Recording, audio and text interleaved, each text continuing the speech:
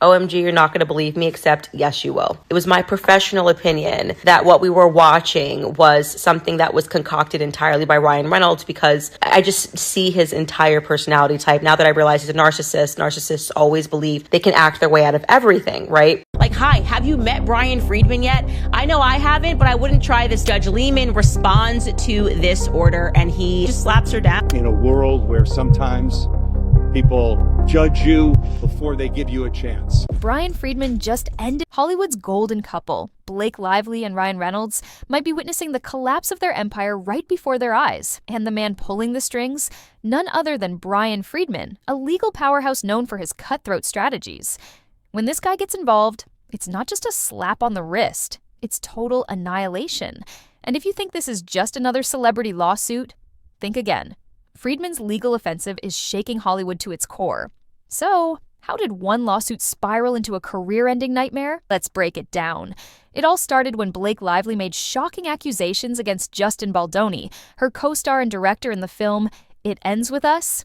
Blake claimed that Baldoni had sexually harassed her during production and orchestrated a smear campaign against her when she spoke out. Actress Blake Lively is accusing co-star and director Justin Baldoni of sexual harassment and a smear campaign stemming from their work together on the summer movie It Ends With Us. The entertainment industry was stunned, and Baldoni's reputation took a massive hit.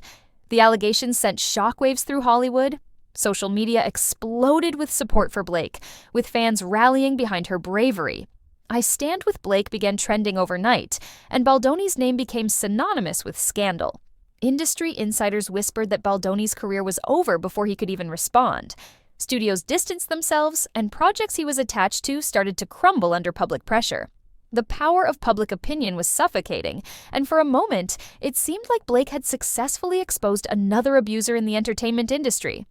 At first, the fallout was swift. Endorsements pulled, casting directors rethinking deals, and Baldoni's team scrambling for damage control. But then, the unthinkable happened. Baldoni fought back, and he wasn't coming alone.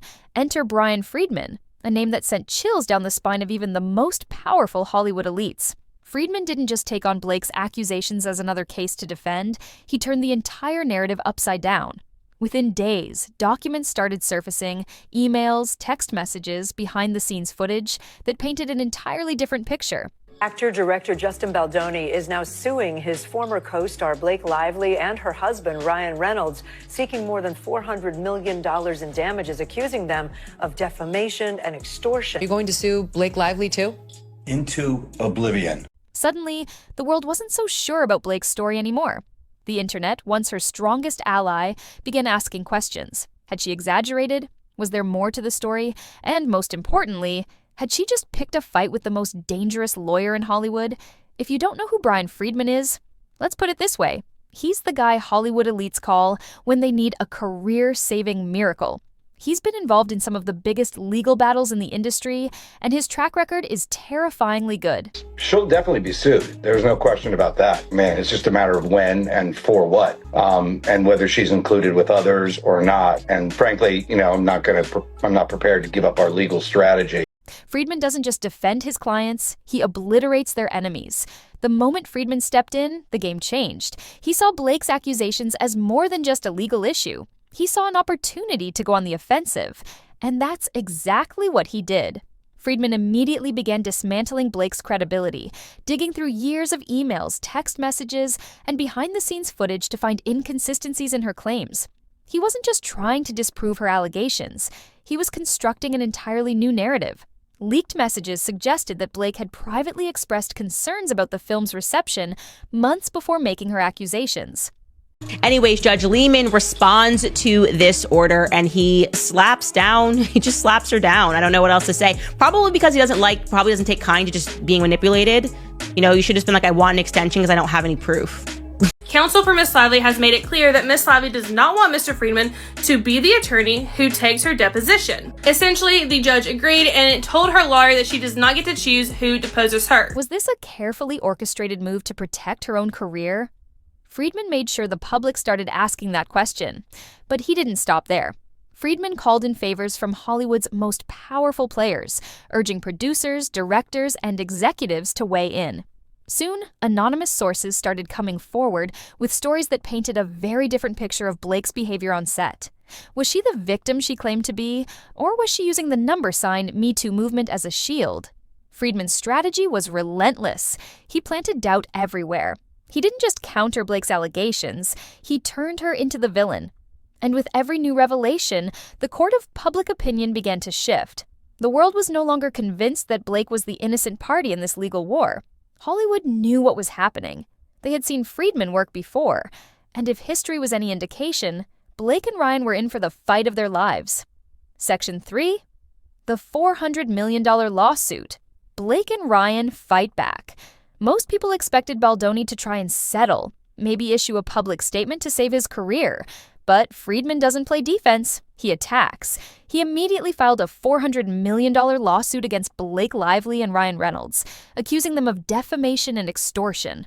According to the lawsuit, Blake and Ryan weren't just innocent victims. They had allegedly orchestrated a campaign to destroy Baldoni's reputation. Suddenly, the narrative flipped. Freedman started exposing inconsistencies in Blake's claims, calling out gaps in her story, and challenging the motives behind her allegations.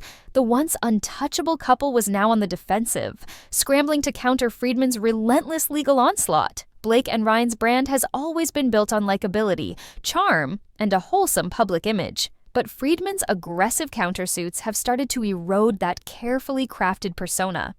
And the impact isn't just legal, it's financial. Blake's hair care line has vanished from store shelves. Reports suggest that retailers were flooded with returns from customers who no longer wanted to support her brand. Major outlets, including Target, allegedly pulled her products to avoid losing money. Ryan Reynolds' Hollywood status is in jeopardy. Insiders claim that he has been quietly dropped from upcoming Marvel projects due to his involvement in this scandal. Studios don't want to be associated with controversy, especially not one spearheaded by a legal juggernaut like Freedman. When Hollywood smells controversy, it cuts ties fast.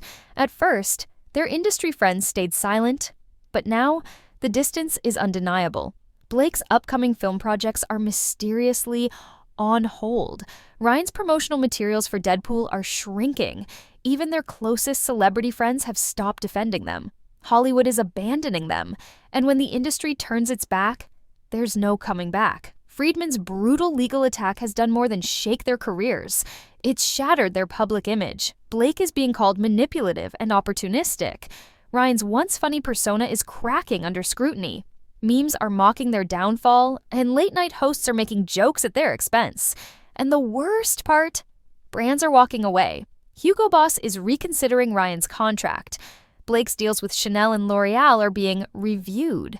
They are no longer welcome at Hollywood's biggest events. Their fall from grace is happening in real time. At this point, the damage might be beyond repair. Hollywood is unforgiving. Scandals like this, they don't just fade away. The real question is, can Blake and Ryan survive this? Financially? Maybe. But for two people addicted to the spotlight, this exile is worse than any lawsuit. If Freedman wins the full $400 million settlement, they could lose everything. Hollywood loves a scandal. But even more, it loves a downfall. And right now, Blake and Ryan aren't just falling, they're plummeting. Brian Freedman has built a career destroying powerful people, and now he may have just taken down one of Hollywood's most beloved couples. Blake and Ryan's empire is crumbling. Their careers are in jeopardy. Their reputations may never recover. And the worst part, this might only be the beginning.